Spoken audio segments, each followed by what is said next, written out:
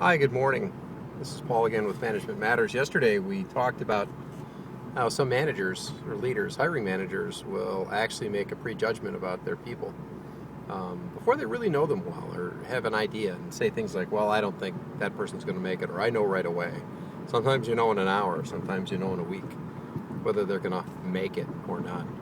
I think that this is really based, like I said yesterday, in the fact that a lot of managers are prejudging based on their own perceptions, observations, or even their own talent or skills. And what happens is a leader might have some history in the role that the person's actually coming into, and judge the person based on their own talents and strengths. And obviously, not everybody has the same talents and strengths. Not everybody brings the same things to work every day. Not everybody has the same level of commitment or positivity or achiever or values. We have different sets of strengths, but depending on the role. So this is what I'm going to suggest to you. If you're a leader and you have the ever had the words roll off your lips in the first week somebody came to work for you, they're not going to make it.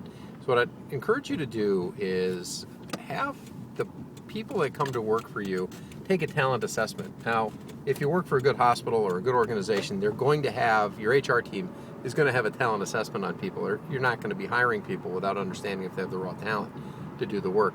Now, if your hospital doesn't have that kind of tool, ask for one. Ask them to come up with one, and there are a number of them that are out there. They're not expensive. They're a great value when it really comes to leveraging the strengths of people. And then after you get those themes of talent, read through them, begin to understand them.